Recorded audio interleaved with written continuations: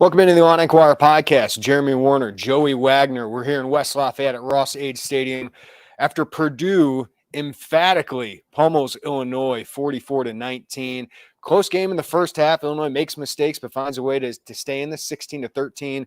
But a third quarter from hell for Illinois. 21 straight points for the Boilermakers in that third quarter to break away. And Ryan Walters beats his former boss, Brett Bielema, for his first Big Ten win.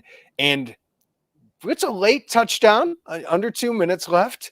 I don't know if we call that running up the score. Illinois should stop him at some point. But that is the largest margin of defeat in a Big Ten game for Brett Bielema, 44-19. Purdue going to use that in recruiting for sure. But, Joey, we got so many things to talk about with this Illinois football team that is just not good right now. They have lost 7 of their last 8 to Power 5 opponents dating back to last year. But more importantly, this year, they have not been competitive, really, against their Power 5 opponents, been beat by 52 points.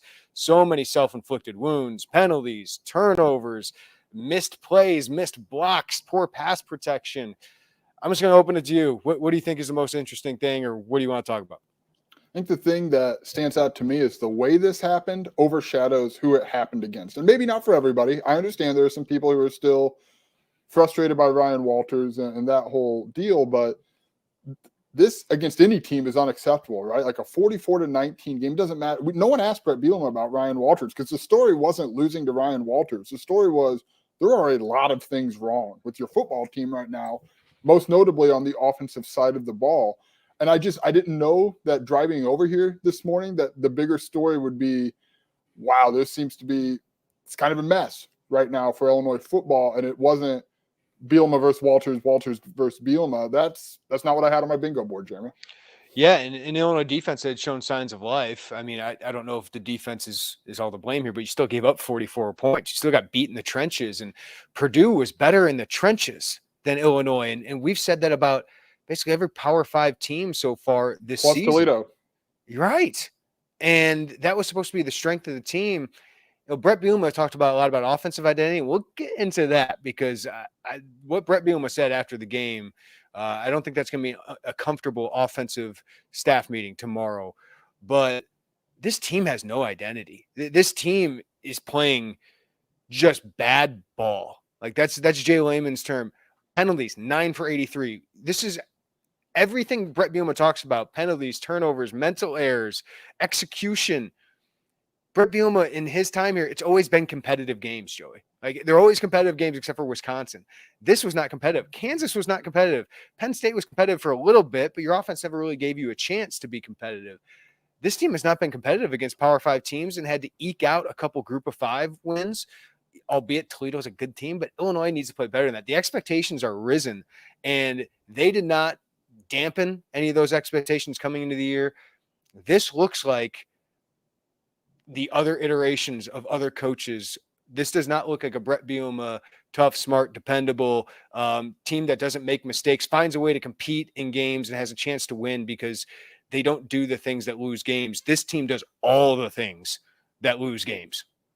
Yeah, I mean, the penalties are the ones that I can't get over because not only are they, I mean, they're 15 yards mostly, right? It's very few false starts. It feels like it's always a pass interference, a face mask, a late hit.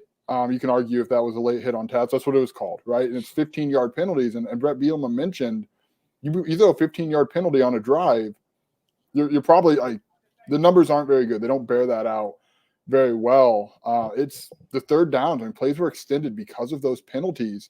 Which we're not even talking about the offense yet, which I think is like every bit of the concern we had about the defense after the first 2 games. That's what I feel like offensively with this team.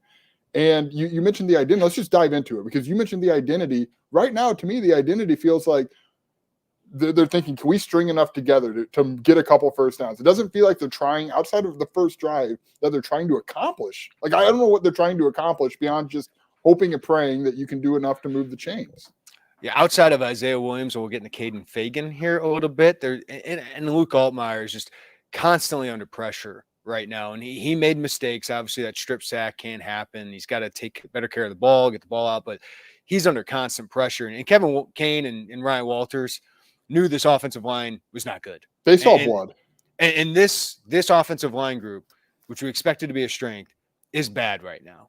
And Brett Bielema said after the game, we need to protect our quarterback better, and we need to, as coaches, to put ourselves in better positions. We know who we are now, and we need to change based on that. So I followed up with your offense was expected to take a step in year one, and Brett Bielema again brought up we don't have an identity. He keeps saying that week after week. That's not a good thing for Barry Loney Jr. And then I asked Brett Bielema, you've said this over and over again. We need an identity. How do you address that? And I thought Brett Bielema's answer was really, really interesting. We got to have some hard conversations, with the coaches, and I can, decide all we want.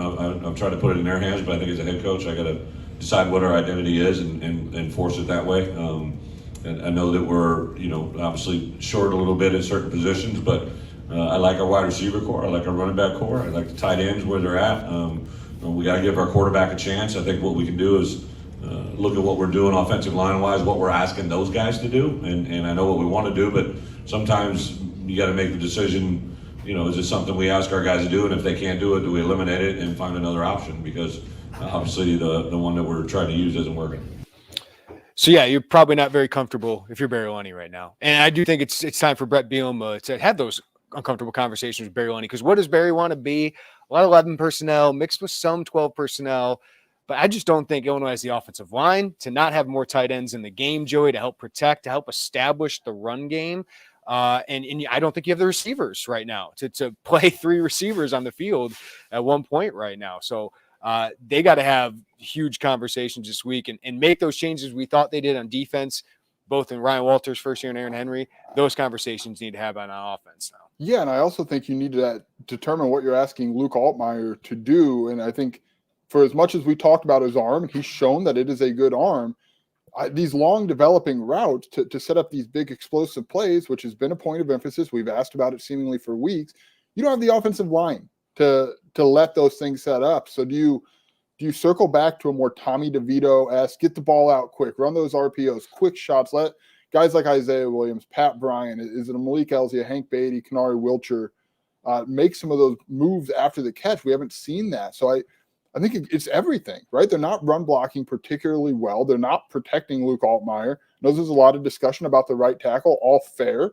But I think if there's where do you pull from, right, on the offensive line? I think it comes squarely back to quarterback not having time, can't get a run game going. And a lot of it, there's some that certainly falls on Luke Altmaier as well in terms of his clock's got to speed up. You mentioned that a lot last week, Jeremy. I think we saw that today, particularly on the play that resulted in a touchdown.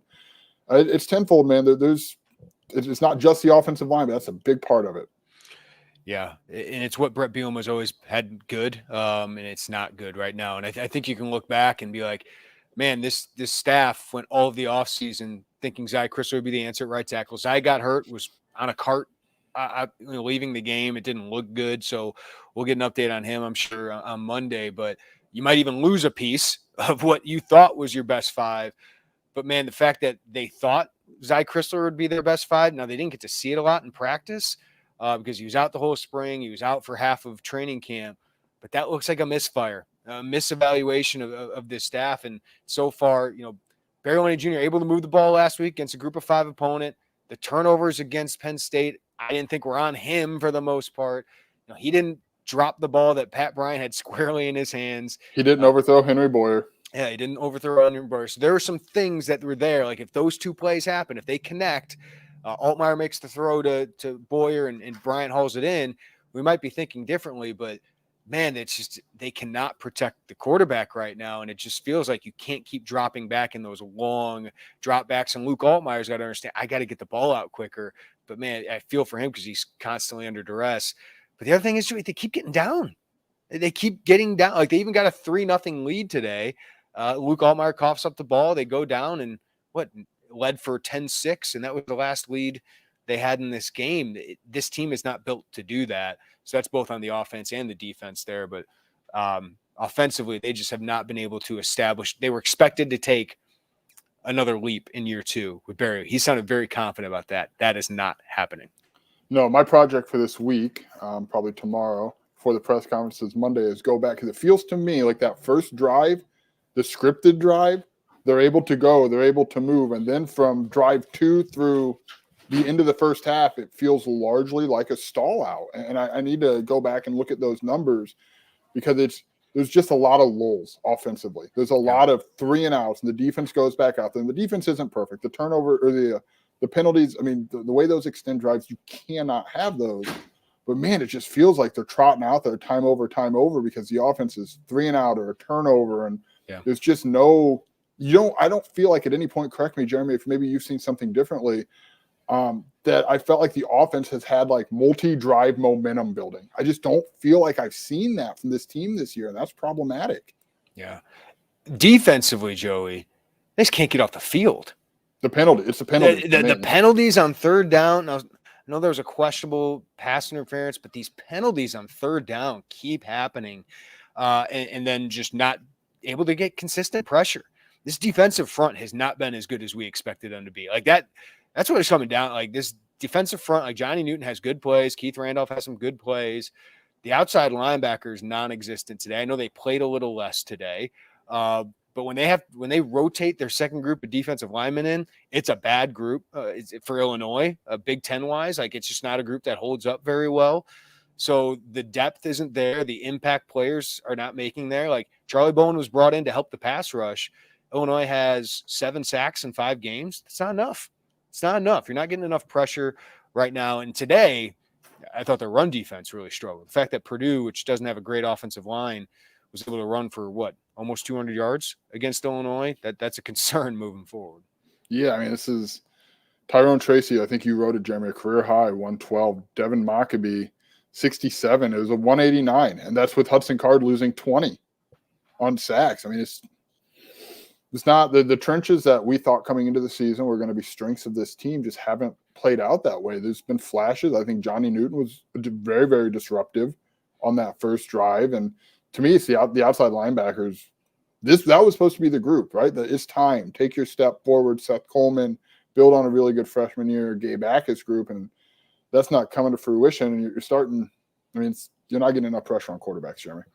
Yeah, we'll take some of your questions coming up on our live YouTube channel. Weigh in with those. We'll come up with some of those. We got a bunch of topics our producer Isaac Ambrose has for us. Really good stuff we'll hit on, including Caden Fagan, which I thought was one of the few bright spots in this game. But first, let's hear from one of our sponsors. Fall season around the corner. You might be looking for some wholesome, convenient meals for your jam-packed days. Kids back in school, work is heating up again. Well, Factor, America's #1 ready-to-eat meal kit, can help you fuel up fast with chef-prepared, dietitian-approved, ready-to-eat meals delivered straight to your door. You'll save time, eat well, and stay on track with your healthy lifestyle. You can refresh your healthy habits without missing a beat. Choose from 34+ weekly flavor-packed, dietitian-approved meals, ready to eat in just 2 minutes. Too busy running around during the day to think about lunch? Well, keep your energy up with Lunch to Go. Effortless, wholesome meals like grain bowls and salad toppers that are ready to eat when you're on the go. No microwave required. Or if you're looking for calorie-conscious options ahead of busy season, try delicious, dietitian-approved calorie smart meals with around or less than 550 calories per serving.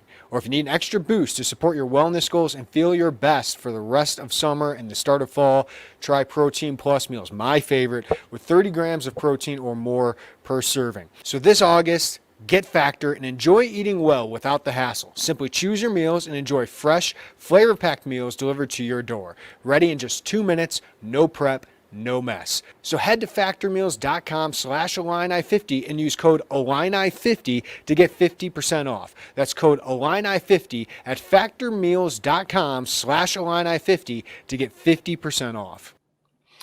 All right, Joey, let's dive into some of these topics that Isaac Ambrose has for us, our great producer. He said woof at the top of it. Biggest talking point from the game and why, for me, it's Bielema, just what he said about the offense and kind of saying, I'm going to force my way in there. I think that's the most interesting takeaway from this game or post-game kind of mark that we heard. Yeah, I agree with you. That was my big takeaway walking at it. Like there's some games we leave, and it's like, what are the stories? That to me is, I'd say, the only story, right? Like there's some notebook items, but like to go behind baseball a little bit, right? Or inside baseball, like that is the big story is finding this offensive identity in a lot of the same ways we had this discussion about the defense after Kansas. Like that's kind of the one-to-one that I'm feeling when you listen right now. Where do the Illini go from here? I'll let you answer that one first. they better hope a win against Nebraska on Friday, because that's a program that's Must struggling. win. I am not afraid to call that Ooh. a must win. Like, if this team has any thought of making a bowl game, they're not going to win the Big Ten West. This team is not good enough to win the Big Ten West. Now it's about finding a way to a bowl game. You have to win your 4 home games, basically, would be the march there. But Maryland's on the road. I don't see it. At Iowa is going to be very, very difficult. Cade McNamara out. I don't know if their offense can be any better. So that can be a winnable game, but I just don't know if you're going to be able to score enough. Northwestern, Indiana, Nebraska, like those are must wins on the schedule for Illinois. So next Friday, it's a quick turnaround. Maybe that's a good thing for Illinois. Nebraska's not a good team. Must win.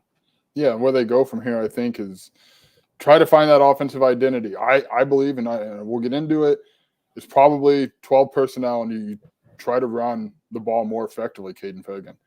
Like, that's it. Caden Fagan looks like their best running back right now today, and I didn't buy that when it was presented to us on the message boards earlier this week, but he's explosive. He's big. You've got to figure out, can you run the ball, move the chains, sustain something offensively against Nebraska? I think that's the biggest question I have going into that game. That's the thing I need answered the most coming out of that game. Yeah, so we'll get into the Illini standout among the loss. It'd be Caden Fagan, right? I mean, maybe it was later in the game, some of the runs. I mean, it didn't matter towards the end, but like, you saw a guy who's big, physical, and explosive. Like, Josh McCray does not have the explosiveness Caden Fagan has. Fagan looked like a 4-star prospect. And yeah, Joey, there was a guy in the message board this week that said, for us to be a good offense, Caden Fagan has to be the back. And I'm like, based on what? He has like 7 carries? 8 carries, yeah. It was like 7 or 8 carries. Well, I agree with you now. This is our apology to you. Listen, we saw some flashes of it, and we're like, oh, I like the idea of it. But it doesn't look too big for him, Joey. Going from Class 2A football to this, it doesn't look too big for him. And Isaiah Adams even said after the game, we need to get 3 the ball more. that was really like, they believe in him. And Brett Bielema talked after the game, or talked after a couple of weeks of practice, of our guys get excited when he has the ball.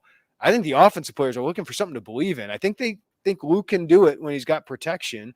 We know Isaiah Williams is a stud. He was a standout today. 113 yards, was phenomenal again today. But Caden Fagan looks like what they need to look like. They need more offensive playmakers, and Fagan surely is one of them. Yeah, and look, I mean, let's be honest. You and I have kind of pumped the brakes on making sure we're setting realistic expectations for him, because we believe that the way they talk about Reggie Love, and continue to. He missed today's game. He had a walking boot on his right foot.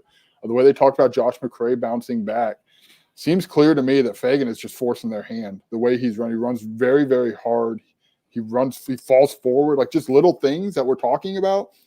That's what he does, man. And I didn't know that it would be the 5th game after the 5th game of the season. We're talking about, like, yeah, it's probably time for him. Yeah.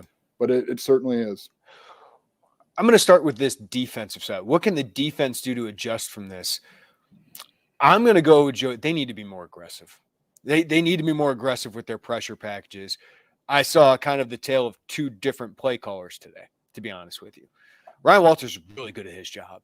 So anyone who thought that wasn't a loss, you were just kind of kidding yourself, right? Aaron Henry's still getting used to this thing, and I think we've seen some positives the last couple of weeks. But Illinois is just not able to get to the quarterback right now. There were some times where they did get into some of those situations. I'll give Aaron this, though. They didn't get in third and long very often. And when they did, they committed penalties.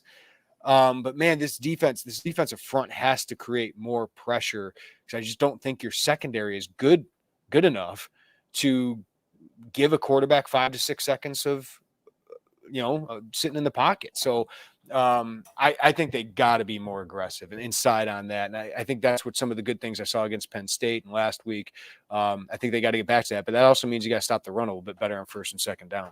Yeah, they've not done that. It felt like Purdue today was getting 4 or 5 yards on 1st down on the ground. And really, frankly, the only time they threw it in some of those situations when Illinois subbed Zach Toby in, and they tested him, right? Otherwise, they were running on 1st and 2nd down and having success there. We just haven't seen the pressure generated that we thought we would see from this team. So, yeah, I agree with you. And I think just the unspoken thing is you can't have these 3rd down penalties. They're maddening.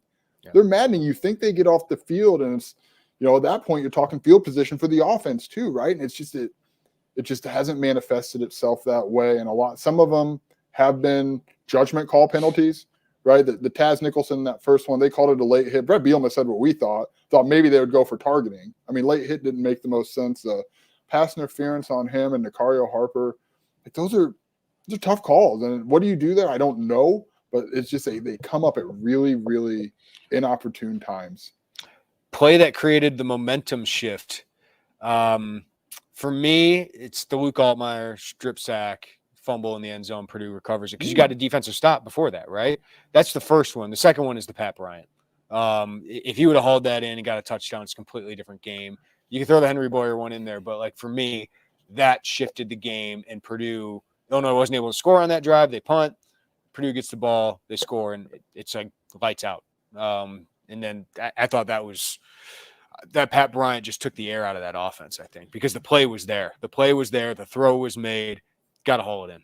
Yeah, I'm gonna build off that because I think that's exactly what it is. But I'm gonna cheat. Oh, boy, they're doing a light show out here. Light show at Purdue. Wow. I'm gonna cheat a little bit and zoom out. It was the wide open touchdown pass on the Purdue drive before that. Brett Bielema mentioned that like 3 times. That seemed to frustrate him. That made it 23-13. And then that was a busted coverage. That was a busted zone coverage. Yeah. So it was those 2 drives. Like I'm going to cheat and call it the plays because you go down 10 and then you come back, right? Like Pat Bryant catches that. Maybe, you could argue Luke Altmaier put too much. I don't think he did. Pat Bryant catches that. That's a touchdown. And so you're talking, you kind of erase a busted coverage and you start over. It was that series of drives earlier. It was the first Illinois possession of the third quarter following the first Purdue possession. That's what it was for me, man. That was a big, big sequence of events. And then, of course, later in the third quarter, they tried to barge and ends up 21, and that was the ball game. Yeah. Coach, you're most looking forward to hearing this week, Joey? True. I think Barry Lunny, right? I mean, I don't know how it could be anyone else. I mean, here's the thing. We're going to ask for Bart Miller. We're going to talk to Bart Miller, and Bart Miller is very, very good with us. He's very honest with us. He's upfront with us. I don't know how many more ways I can frame, like, what's the problem here? Right, because why do you stink up front? Yeah. Now you're dealing with the potential injury to Zy Chrysler, who left the game, and it didn't look very pretty. He was getting helped off the field. Like I don't know how many more ways we'll ask because that's our job, but I don't know how many more creative ways to go about that. Even though he gives really insightful answers, Barry at this point, like we've talked about the identity every single week for 5 weeks. Like at this point, it's probably time to deliver some sort of answer here. Well, yeah. Like what is it, and why are you not getting it out of these guys? And what was the conversation like with Brett this week? Because he told me we're going to take a jump in year 2, and that just has not come to fruition. So yes, it's definitely Barry Lunny Jr. Most surprising rotation players that got minutes today, Joey? That's a good question. Hunter Whitenack, not surprising, but I think it's the biggest change from previous weeks, right? With Hunter Whitenack. Because if Zy Chrysler's out, I would imagine Hunter Whitenack is going to have a chance to make his first career start next week. There were some things I saw in the running game I liked. I do want to address this too. Like Jordan Slaughter could be that guy next week too, potentially. I don't think there's some guy that's not getting in the game right now that is going to be the guy who fixes everything on the offensive line. I don't think Brandon Henderson is that guy. I don't think Zach Barlev is that guy, right? But I think it's mostly you got to get physical in the running game. I think Hunter Whitenack helps that, but I think your tight ends have to help you block. I think the tight ends have to help block, where that's a quick, getting more 12. For me, it's getting more 12 personnel in the game, having those guys chip, having Luke Altmaier roll out a little bit more, maybe some dump off passes like that, and maybe some guys that can go deep. But I just don't think your best formation right now is with 3 receivers and leaving your offensive tackles on an island. No, I completely agree with you, which when we say that is implying, and we mean probably more Henry Boyer, because Henry Boyer is a physical blocker as a tight end. He's a large human being. Like that's what it would scream to me is seeing more of him out there. Number one thing Illinois needs to figure out for next week against Nebraska. I mean, do we keep going? I mean, well, for me, there's 2 answers: penalties and turnovers. Penalties and turnovers. Like, cut that crap out. Like, you can't keep Luke Altmaier's got to take better care of the ball. You can't have that kind of turnover in that area. Like he's got to know, I just got to go down. I have to take care of the ball. I have to go down and put Illinois in a bad spot early in the game. Then these penalties just got to stop. They got to stop. I know Taz is a chirper. So one of those defensive pass interference, I think, and Nicario Harper stunk, but they just can't keep having those plays on crucial downs. Yeah, it's in the 15 yards. Keith Randolph was called for a face mask, and all of a sudden they're at midfield. Those have got to get cleaned up. But otherwise, the answer to I still stuck on offensively. Is it identity? Is it offensive line? I think those two things probably tie together. So that would be. That's it for me. Yeah. All right, let's get some of the questions in the chat, shall we? Should be a fun one here, Joey. I don't blame people for being frustrated. No, I Chris, get it, man. The only success this program has had under Brett Bielema is due to Walters. Clear now that is the only reason Illinois won. I mean, look, here's okay. Ryan Walters is good at this. Yeah. I think that's clear. He's a Power 5 head coach in the Big Ten. He's good at this. If you felt like that, you probably felt like that last week too. I don't know that one game is worth changing your whole thought. It's clear they miss him. He was one of the top defensive coordinators in the country at what he did. That's probably a bridge too far for me to step because Brett Bielema's had success as a coach and Ryan Walters was not on his staff. Well, and Brett Bielema hired Ryan Walters. That had something to do with it, right? And Brett Bielema controls this program, right? Now it's up to Brett Bielema to fix this, to fix the issues that are happening. And the fact that they haven't been fixed week to week, the defense has gotten a little better, but the offense still doesn't have an identity. That's concerning. That's obviously coaching plays a role in that. Recruiting plays a role into that. And they need to improve, and that's on him to do it. Jake, this was a year one loss in year three. Simply can't allow something like this to occur. I was formulating a take in my mind, Joey. Like last year's Purdue loss was the most costly for Illinois. For whatever reason, Brett Bielema can't beat Purdue at Illinois. He's 0-3. It's the only Big Ten West team he hasn't beat. And the Cannon Trophy, Purdue has now owned 7 of 8 years. And Purdue has not always been good. It took a monsoon to take it back to Champaign. That's right. But I thought the advantage was Illinois was in year 3 and Purdue was in year 1. It looked flipped. It looked like Purdue was the one that had been in these systems for a long time and that they played clean football for the most part. And Illinois didn't. Illinois made the mistakes that Illinois programs always seem to make and that Brett Bielema had to try and coach out of this team in year 1, right? That's what I keep coming back to. Like, he always talks about penalties, turnovers, mental errors, and Illinois is making all of those things. Yeah, I'm glad you highlighted this because I watched the comments come through and I saw that. I'm like, what a great take from our friend Jake Rose here because that's right. And it backs up. We haven't seen really something like this since you can go back. We always go back to Virginia, to Wisconsin 21, and we thought that those things that cost those issues, whether it be talent or just getting Brett Bielema and this coaching staff's fingerprints on the program, we thought that had been kind of taken care of, and you just see things that just aren't what we saw in that month, particularly month of October last year, have just happened week over. Fedigator, Chase Brown also covered up a lot of the O-line issues last year. I can tell you for a fact the Illinois staff knows some of that. So, yes, Chase Brown could outrun some of those things. Tommy DeVito also got rid of the ball very, very quickly, was decisive with it. Luke Altmaier still working for those things. Now, Barry Lunny called it offense a little bit different last year. Now they're more slow developing, trying to take deep shots. Some of them have worked the last couple of weeks, but a lot of them have not. So that's another part is Tommy DeVito got rid of the ball really, really quickly. I noted that in my offensive line story this week that, Chase Brown and Tommy DeVito, that is felt in protection. And one of the sacks today, Aiden Woffrey totally missed the block, barely played the rest of the game because of it. Yeah, Chase Brown's a big one, but I also am a huge believer of those quick passes eradicated some concern on the line. Obviously, Alex Palczewski helped with that too, but no doubt they missed Chase Brown because even when it broke down, he could still get you, a chunk or he had that speed to break it downfield. Anthony, if Illinois can't reach a bowl game with this schedule, what makes you think they will ever reach one with these new schedules?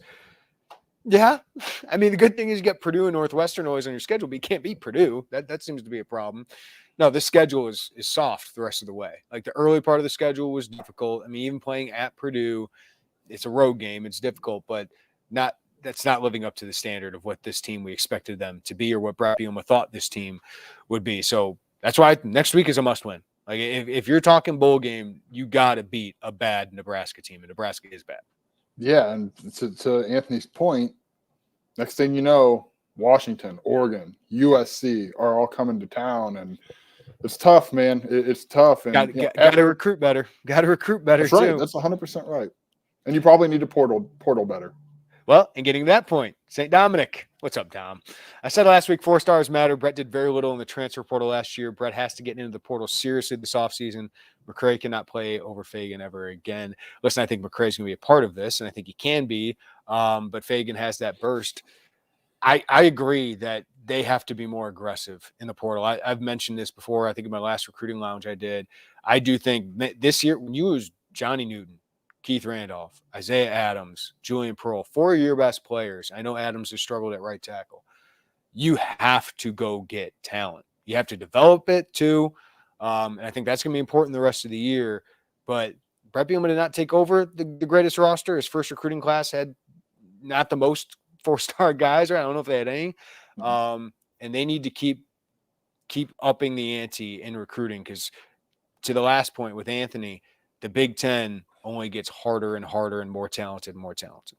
Yeah, I 100% agree. And I think there are, I don't know. I mean, I think it's worth following up with Brett Bielema as this thing goes on. I mean, right now it's not the best time, but how much does your portal approach shift in terms of just keeping up around the Big Ten? Because it's a really, really fair point by Dom.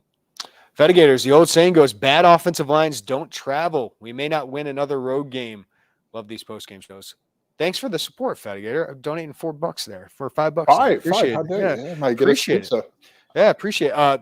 It's a bad offensive line right now, Joey. It's a bad one. Yeah, I never would have thought it. I thought Julian Pearl, Isaiah Adams, and Zy Chrysler, I thought wasn't an all Big Ten player last year, but I thought he would take another step. That clearly has not happened. I think Kreutz has been solid, but he is undersized and he gets pushed around every once in a while. I thought Geske was having one of his better games, but the last couple of weeks, but even he got nicked up a little bit today, and it's just not working as a unit. No, it's not. And we should talk about it, right? I saw the comments, right tackle. They got to figure out right tackle. What do you do there? Like, do you move Adams back to left guard where he would be better, and maybe you get a better push in the run game, but are you putting a turnstile at right tackle, or do you always keep in a tight end? Like, that's, defensive coordinators are going to understand that at some point. I think you got to give some tight end chip help more consistently. Running backs got to be better blocking as well, but they're overloading it, man. They're getting after Altmaier, and Illinois just has no kind of counterpunch right now. No, and we've seen in the first couple of recruiting classes, it's been much more interior players that have signed. I think this coming class of 24, has some tackles involved. That doesn't help you now, and it doesn't help you next year. And in an ideal world, it probably doesn't help you in 25, right? If you're playing redshirt freshman. So I don't know. I don't know what the answer is. I asked Isaiah Adams today. I said, how comfortable are you at right tackle? That I'm getting to paraphrase him, I'm getting more comfortable there. I don't know, man. You can move him to left guard, but then you got a right tackle issue. I don't know. I mean, I do see some merit to move him inside. I do. I get that.